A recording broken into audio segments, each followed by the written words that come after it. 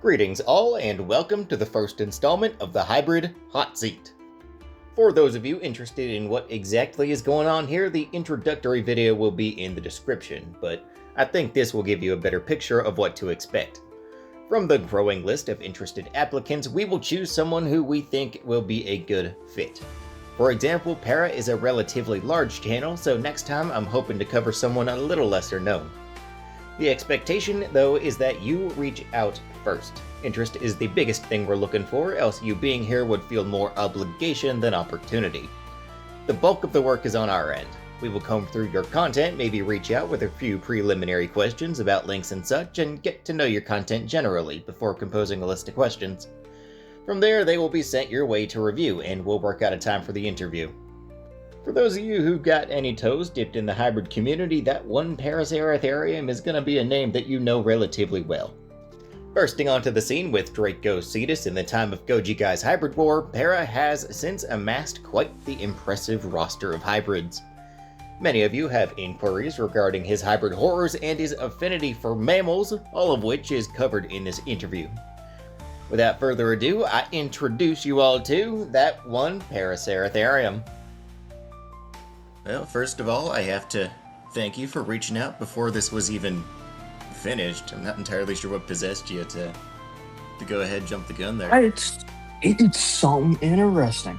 It's something new. I can't even name one kind of hybrid creator thing that's kind of been like that. Yeah, well, for the most part, you never get to know about the people behind the hybrid community, and you mostly only know about them through their content. Right. You don't really get to see them outside of that character. Right. You know them through their hybrids. You know them through, again, like you said, the character. But also, we're trying so hard to keep our secrets that we don't really share anything. Yeah. So I've got another YouTuber that I talk to a lot, Regalius. You might know him for his paleotubing work. Oh, sorry, I got to let my dog in. But, so, he summed this up pretty good in his Morse information video. Most YouTubers put on a character. Most YouTubers in their content, it's a caricature of themselves. Especially me. I put one heavy character on, because the person that presents the content is a character I specifically made for my hybrid making content. Right. So I kind of wanted to see kind of get people out there to know a more authentic version of me. Exactly. And just kind of share some stuff that I think people would be interested in knowing. Exactly. And this is the perfect opportunity to do something like that. And plus, it gets more traction to something that I think is a very interesting concept and something I personally think I would enjoy. Right, because you can only... Yeah, exactly what we were saying earlier. Everybody's keeping their secrets, so... Well, everyone keeps their secrets, which is completely fair to some extent. It's a business practice. It's also yeah, I guess you could say that, but it's also what is it? Most people don't interact in the hybrid community outside of the competitions and whatever. The only few people I've gotten to interact outside of that is Cheesecad, TaySon, Baku, and a little bit of Zhang. Right. Then we've got Metrio with his Hybrid's Got Talent. Hybrid's Got Talent, I interact a little bit. But my big thing with Metrio, I don't even know how he manages to organize all his stuff through YouTube. That must be one complicated mess that I don't even want to get into. But more power to him, because he manages to pull it off. Yeah, he does a real good job. Yeah. But yeah, I guess we'll get started with the questions. All right. First of all, thanks for coming out. Can you tell us a little bit about yourself and your channel? What can people expect of your content should they find your page? For the most part, it's hybrid making with a mix of storytelling and some other dinosaur videos, just paleo related videos. I It's pretty high quality, I'd say. I take pride in my editing and my craft of hybrid making. Right. But I mean, that's really all I gotta say. It's not much. It's not much, but it's honest work. You didn't participate in the Great Hybrid War, did you? You only joined during Gojiguy's. No, my first hybrid war that I participated in was Vex. Yeah, I guess we could say that's your claim to fame. Now, would you say Draco Cetus is your favorite hybrid that you've made so far, or is there another that takes the cake? It's kind of hard to beat Draco Cetus. I'm not even gonna lie, because he's a classic. Honestly, best design that I've come up with. Although my friend Slides did help a lot with like streamlining it in his artwork that he did make of it. But if we're not counting Draco Cetus because it's kind of an obvious one. Honestly, Ultima Ethereum's pretty up there because of it was an excuse to make a hybrid I've been really excited about making. Right. Something with which was some kind of Paraceratherium. I was gonna say something with an actual Paracer in there. Yeah, because like it was he's kind of based off of my mascot and colorations. So yeah. It was just an excuse to do that. And another favorite is probably my most recent hybrid. Well, actually, not probably. My most recent hybrid, Usurper, just because it means a lot to me. Because he's based off of a kaiju, going by the same name as shown in this video, who's been around for basically 3 years now. He'll be 3 years old this December. Yeah, I guess that kind of puts something that a lot of people, myself included, haven't necessarily seen. Because even in my research, I didn't really find much about it, so that's really cool. Yeah. I plan on doing some more with kind of that stuff. So the kaiju of Usurper might show up later on the channel. Yeah. Another one of the open-ended things we got going. Yeah, another one of the open-ended things we got going on here is how did you get into the craft of hybrid making? I'm gonna be real. I watched Gojiguy's Vex video, and I was just thinking, what if I make a roided up whale? That'd be really funny. And that's how we got Draco Cetus. That's how you got Draco Cetus. I was literally in call with a bunch of my friends, and I'm like, hey, what if I just make a super roided up whale? And boom. Then we got Draco Cetus. Yeah. So comparing the early Draco Cetus with some of the work that you've got now, how would you say it stacks up? In terms of just general congruency. The two, if you want me to get on a whole topic with congruency, we can do that later. Yeah, that's something we got covering. We're gonna probably cover it later because everybody's got their own idea on the that. thing with the Draco Cetuses, 1.0 and 2.0, stacking up to my current work blows them out of the water. Because, again, first whoever hybrids ever. And they were kind of more like, my idea was behind those two hybrids is we're working in the laws of like Vex's world. So I was taking kind of the Vex philosophy with those. Right. So my mindset when it came to those hybrids was, all right, we're operating in a setting where Vex works for that hybrid war. Right, so you could have all of that, the lionfish spines and the poison on Draco Cetus. Theoretically, I'm more referring to Draco 2.0. Okay, yeah. When I'm saying this, because Draco 2.0 also doesn't stack up to my current work. Because gills on a non-fish, especially on a whale, doesn't work. Because Baku pointed this out to me, but the gills are the same. Gills are kind of the same structures that make up your vocal cords. Right. So that messes up a good bit of stuff. Yeah. But yeah, overall, would I say they're bad? No. Their main flaw is mainly just the gill thing. Right.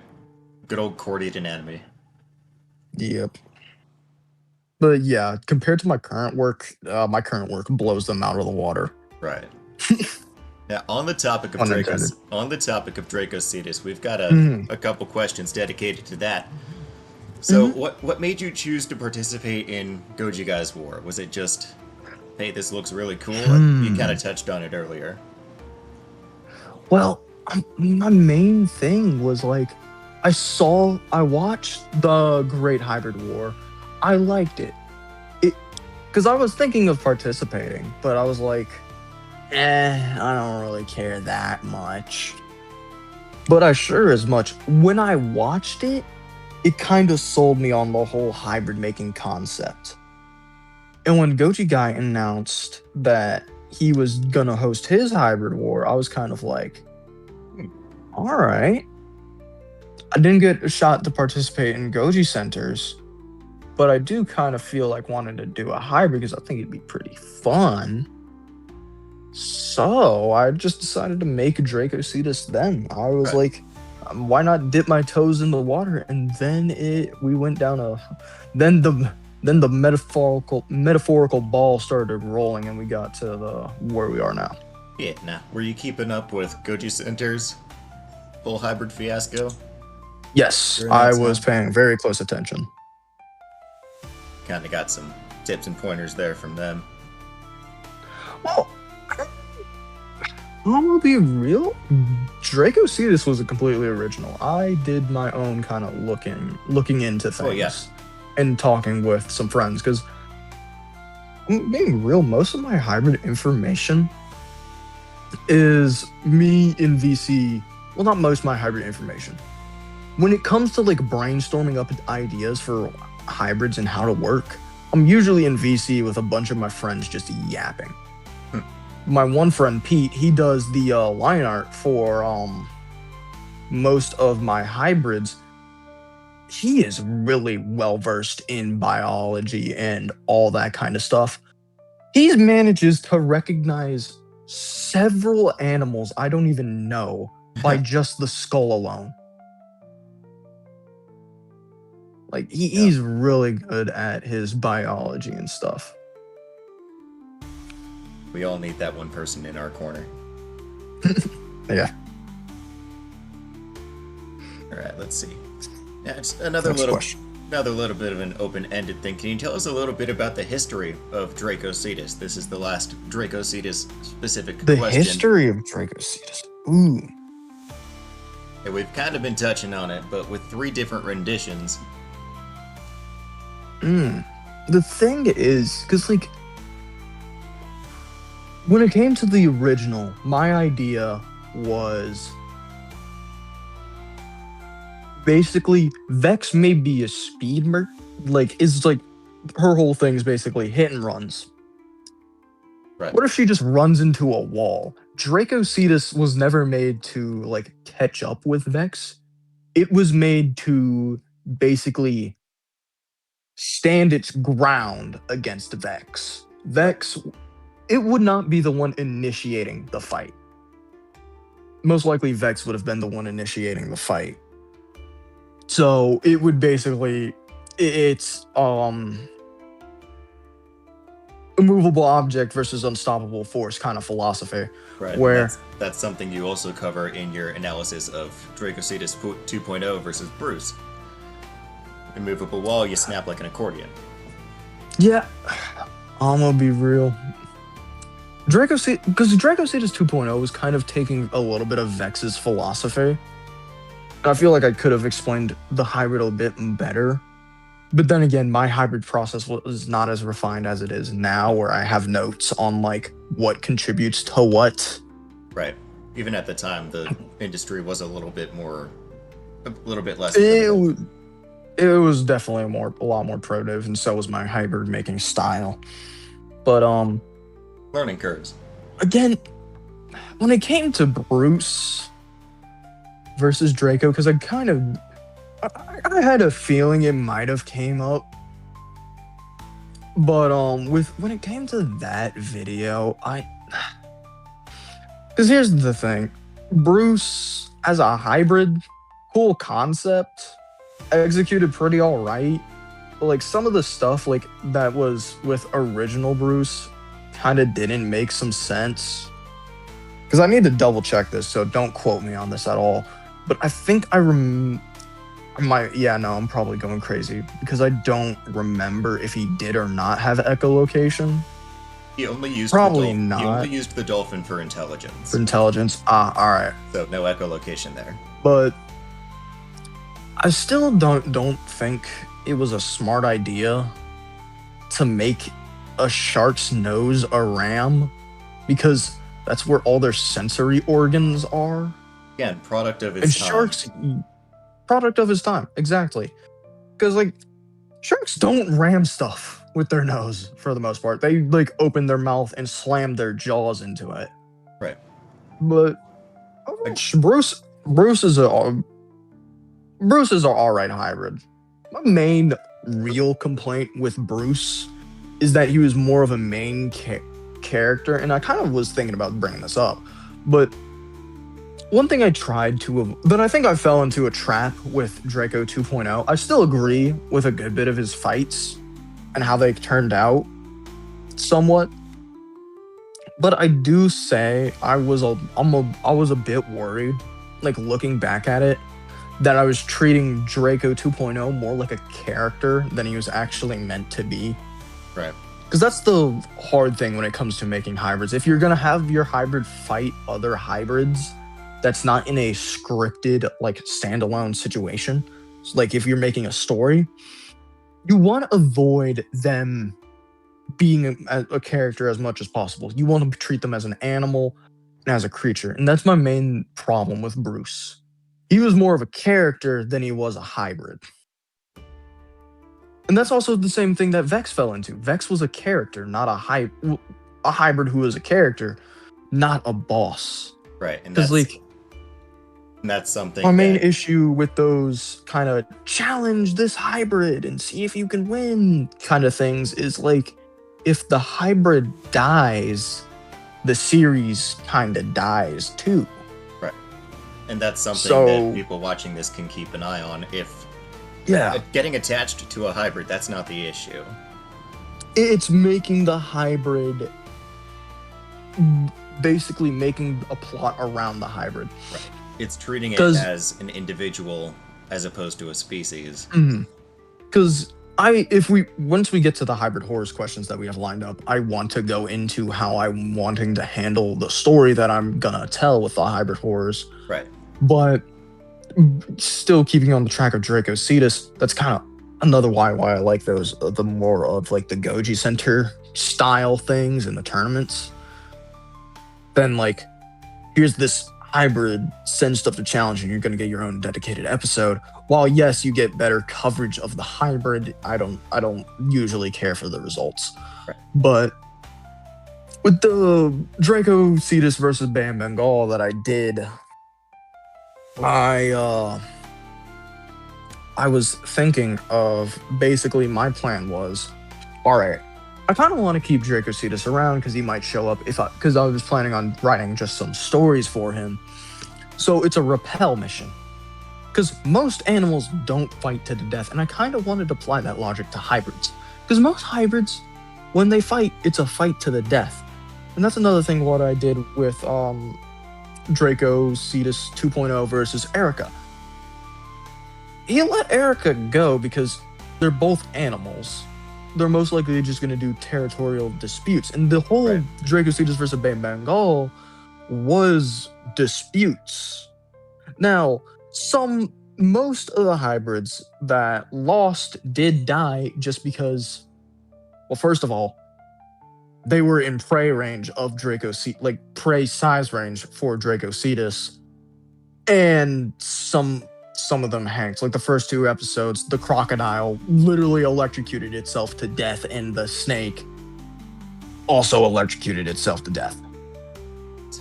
Electric eel, definitely the product of its time. product of its time, but I feel like with any contributor, you could use any contributor. You got to use them right. There's right ways to use it.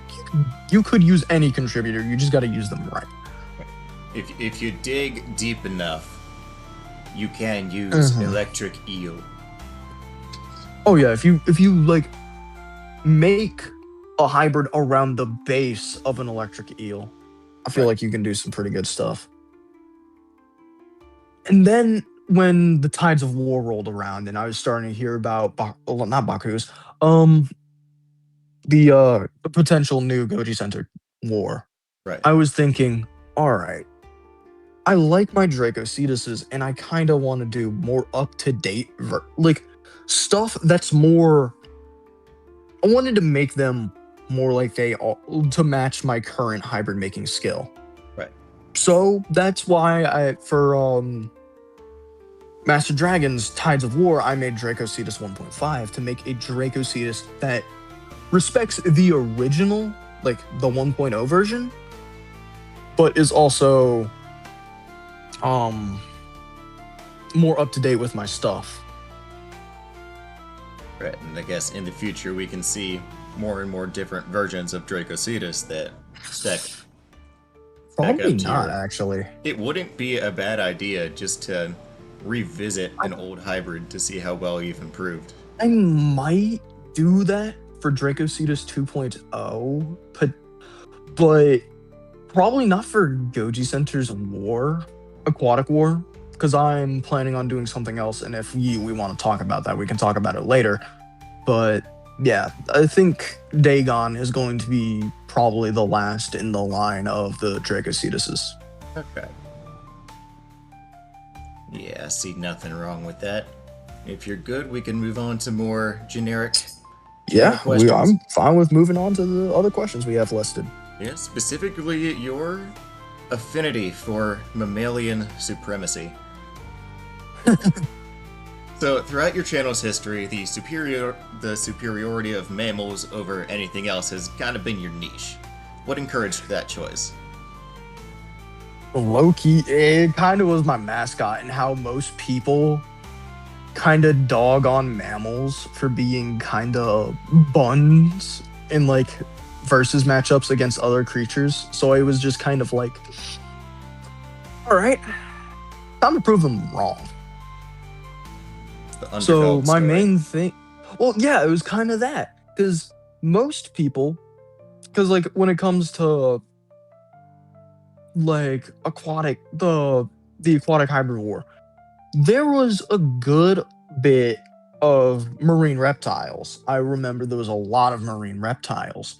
So my thing is like, all right, there's a lot of marine reptiles, and most people, you don't see a lot of people saying like, oh, a whale can fight something like that. And like the only big ones that you kind of see giving credit of being able to fight stuff in the water that isn't like like small fish is like orcas and Leviathan, which is simply untrue, because like baleen whales, despite having no teeth, can throw hands.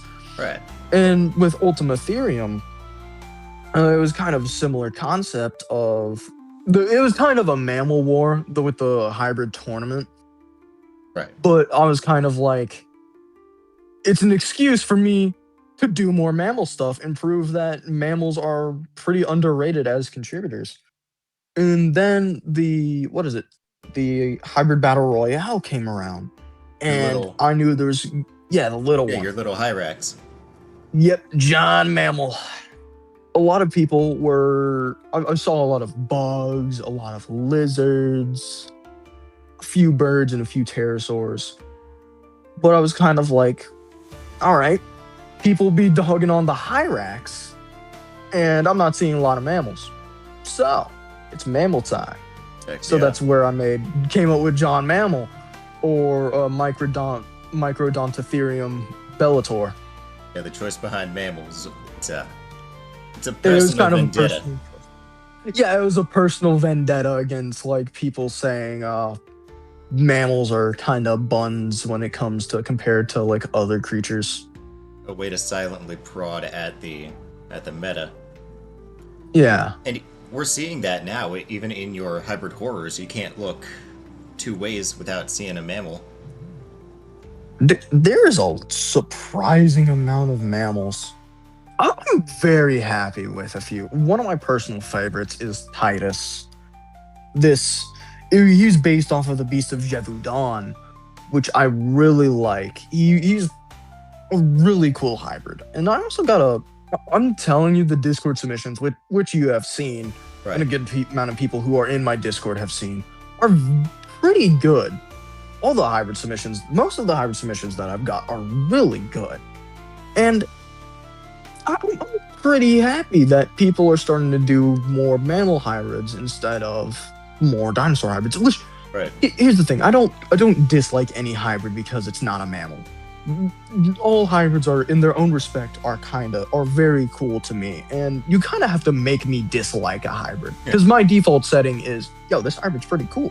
But yeah, that the mammal supremacy thing is mostly came from people not giving them enough credit. All right, so while we're on the topic of the hybrid horrors, I've got to ask, even as the self-imposed mammal supremacist, what made you choose a dinosaur for the mascot of this war? Ooh, that's a good question. Because funnily enough, originally, Helion was supposed to be a mammal. She was going to be this ape thing. I was thinking of using some Dinopithecus, Thylacoleo, kangaroo. I was kind of just, for a moment, I was just kind of stumped. Right.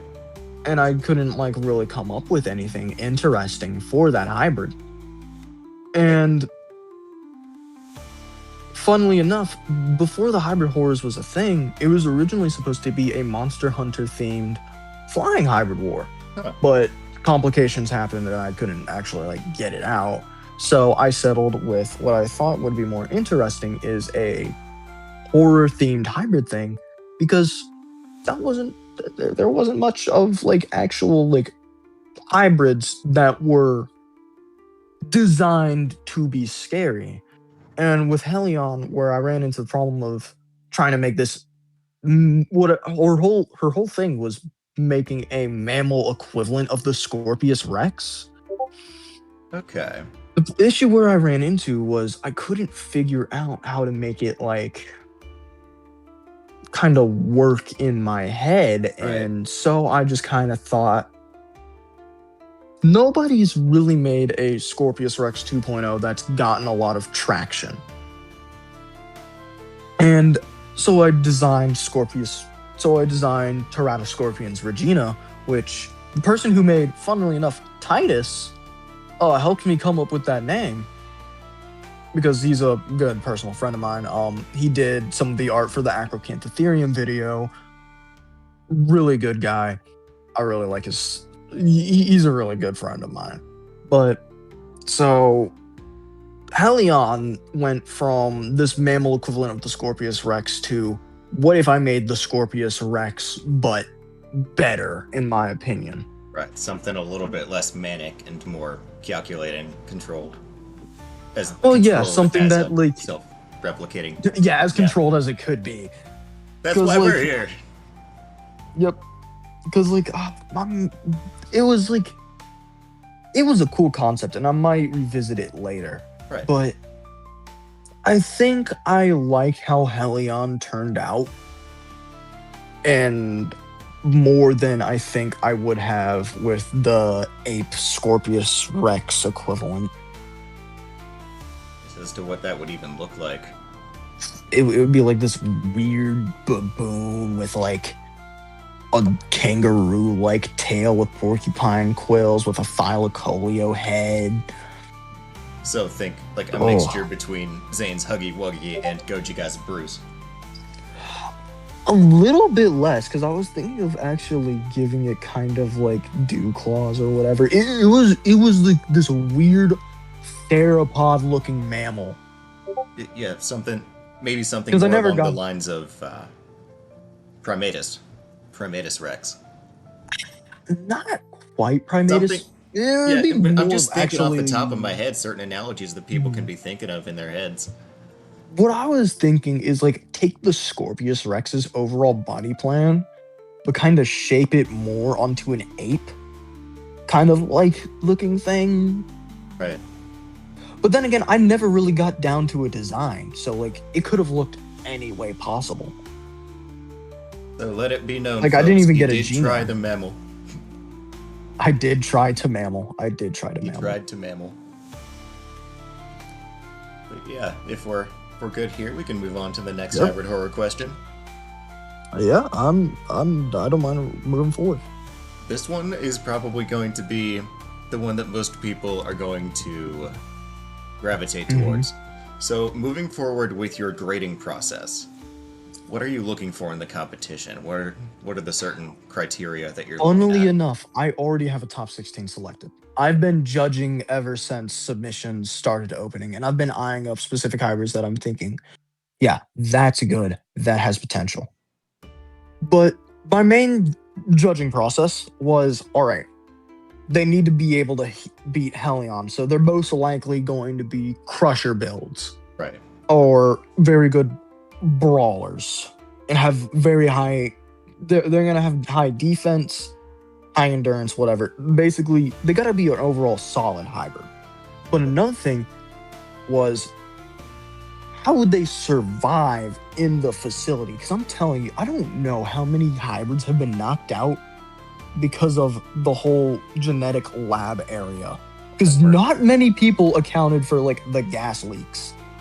And I somewhat myself didn't count for them a little bit because all I gave Helion was the closable nostrils, which, while yes, can help, it's not the most effective thing. Right. Because That's you've why got you've to be able to seen hold your breath for a prolonged for so period of time. long. Yeah. So many hybrids have been knocked out of like, not saying they're bad hybrids. No. It's just they don't have much like resistance to the toxic gases. Now, kind of taller hybrids or hybrids that can climb can kind of get away with this because the gases present in the facility are like stuff like carbon monoxide or whatever. So they're low lying gases. Right. So just being So if you're- generally higher off the ground. But then you have Yeah, to like worry an about Asdarkid build or like just being generally tall or being able to climb Right. helped a lot with some hybrids. But then you have to worry What helped about a lot was the creatures who could survive in low oxygenated environments. Like say Naked Mole Rat was a contributor that is honestly shared by most of the top 16. So the Naked Mole Rat was kind of the northern short-tailed shrew of the hybrid horrors, I'm going to be honest. Is there anything that we haven't said here that you'd like to get back into? I remember one of the questions that you listed on the list of questions that we were going to ask was any tips for people who were going to start hybrid wars. That's right. I'm looking at the Google Doc. I must have edited it in Discord.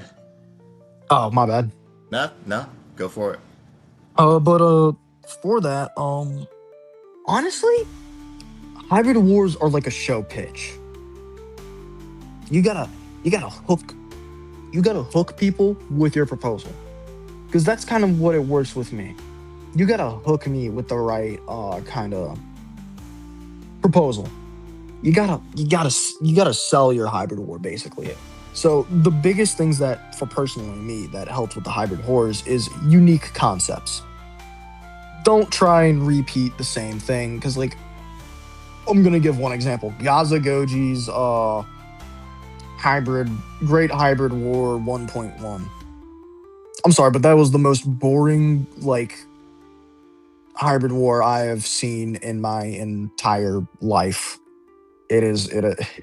I usually I don't like saying people's stuff is bad, but that was the most bland, unoriginal like thing I've seen ever. So don't retread old ground. Don't retread old ground. For the sake of hybrid making, do not retread old ground.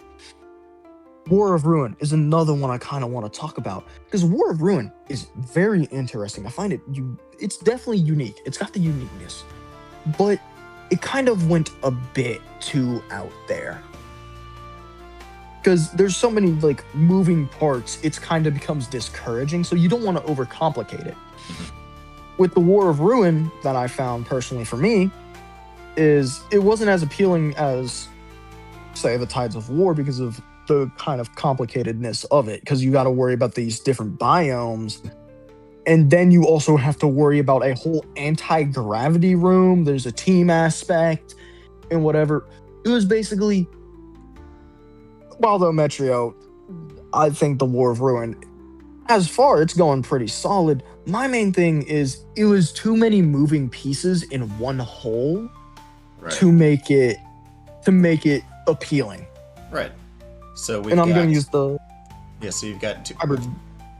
You've got two examples. One that's a little bit too bland. One that's a little too out there. Would you say the hybrid horrors is a nice middle ground, or is there something that you change later on? I think the hybrid horrors is a nice middle ground for me personally, because you got the right amount of complexness. Because you have your boss hybrid, and then you have 3 locales. While they're all different, they're close enough to where you don't have to like you have to worry about min-maxing each place, because they're all roughly the same kind of facility area, just with minor alterations. Like the residential area is a pretty cramped hallway area, while the genetics lab is a pretty spacious place, but you have to worry about gas leaks occasionally. And with the botanical thing, it's a kind of a foresty area with some flooded sections of water. Different places, but you don't have to like change your build-up drastically. So say, because like with the War of Ruin, anti-gravity area, tar pits, savanna, a swamp. Like, it's just so... It's literally impossible to build around everything. Yes, and I think Baku's hybrid battle royale handled it pretty good, because you have sections that you can pick to put your hybrid in, and they can be specialists there. Or when it came to, say, the area sector A and B, you could be a little more of a generalist, right, than say if you were in C or D. But overall, you could make something that works in that environment, and you'd be pretty much fine, I think, because we're still waiting on results, which I know Baku has Baku has the hybrid selected for it. But yeah, you gotta find a balance between complexity and simplicity. Right. That's my big thing. Right. And one final question. This is gonna be, keep in mind for those watching, this is gonna be the finishing thought for every hybrid hot seat video. If you were to meet someone who has no idea what hybrid making is, how would you explain it to them? So I've done this before. How I've described it to people who are like a little bit like, I'm gonna use this conversation I've had with Regalius before. I explained it as making an OC with extra steps. It's making a character with extra steps, because you have to follow rules of kind of biology, and it's kind of like putting together a puzzle, but within biological rules. So for me, I explain it as a thought exercise. It's a very complicated, well, not complicated, but it's a nice thought exercise that is pretty enjoyable if you're into creature design or whatever. And that's basically how I'd explain it. But I know, hold up, there's one question that we saw. I think it might have been removed. Okay, I found it. So a lot of your hybrids aren't constructed for any specific war or competition, instead serving as defensive countermeasures to invasions on your facilities. How much do you plan on pushing the lore of your channel in the future? Surprisingly enough, the hybrid horse is going to be a big one. the hybrid horse is going to lead up to a whole story that I have planned out that I think is going to be interesting. Because for the most part, they aren't really made to counter invasions of the facility. They're made like that, so. Yeah, some of them are. Some hybrids are stationed there as kind of a deterrent, but the main deterrent is it's a U.S. military base. That's the main deterrent. The hybrids are there just because, you know what? Why not? We're a hybrid making company. Why not have some fun? But their main goal is to keep hybrid populations low and in their controlled sectors. Hybrid wars, the company is fine with because they participate in them. They're Right. good, like for testing out, field testing or whatever. Their main problem is with hybrids that get out loose, because Vex was a big problem. The Pantherodons, which were made to just as my Christmas special hybrid, were made they were a submission to a war to this Arctic hybrid war, Cheesecads, through Discord, which their main lore and significance is to keep kind of outcompete other hybrids in the area. And with all the basically, when it comes to my hybrids that aren't dedicated to wars, while for lore reasons they're made to fight other hybrids, just kind of like strike force things to keep wild hybrid populations low. For my real reason that they're made, it's because, oh, I think this is cool. Let's do that. But I want to include story because I do have a whole storyline planned after the hybrid horrors that I'm going to hopefully make. But knowing that school's coming up, it might be a little bit difficult. Right. Yeah, I know for me there's a whole thing I'm trying to do, but building it up slowly. Yeah. It's about building up to it, which Right. I do hope the hybrid horrors delivers. And I'm planning on the hybrid horrors is gonna have. I'm planning on having a story segment at the kind of end of each video. So the final 16 video is probably gonna have a segment at the end that's gonna have kind of go into more in depth on the character that I play. Because for the most part, he's just a speaking piece for me, but I want him to be more than that. And my big complaint with hybrids, the hybrid community kind of storytelling wise, is human characters aren't given enough credit. I will use Bruce as another example, because he's a good example of some of my complaints when it comes to hybrid storytelling. Hybrids can be characters, but you have to do them right. Right. Because for the most part, they're just animals. And for most people, if they're coming in for a hybrid thing, they're coming in for an animal fight, not the aquatic CIA versus some random hybrid causing a muck. Just minding And- their own business. Yeah, and my main thing is you can't make your hybrids too anthropomorphic. And I try to avoid that the best I can. And I feel like most people should try to avoid that. And if you want storytelling, please put in human characters. They make it so much more interesting. One thing, another person's whose hybrid storyline I really like, TaySon's. His characters are pretty nice, and I like his kind of storytelling that he's trying to do. That's someone else worth reaching out to. Yep. Sorry for kind of hijacking the end segment of No, you're the all right. thing. I completely forgot about that question. It'll It's all right. we'll probably just edit it in so that it's where it's supposed to be. Yeah. The power of technology. The power of editing. We have technology. Right. Is there any more questions you want to ask, or? There aren't any that I can think of right now. What we could do in the future is have, in the post where I reveal the next hot seat person, is have people ask questions, like community questions. Mm-hmm. So that's something we can do next. I know Metriogenetics and Master Dragon have reached out with interest in being next, so we'll see what happens. And if you want to do a follow-up episode, reach out, because I will gladly do a follow-up episode if you want to. Perfect. So yeah, is there any final thoughts that you have for the people? Final thoughts. Be creative with your hybrids. That's my big thing.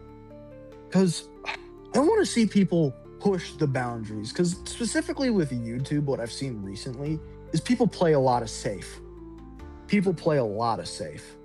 I think one thing that the YouTube side of the hybrid war community can learn from like the Discord side is you'd be surprised at the amount of crazy stuff you can get away with in the hybrid wars.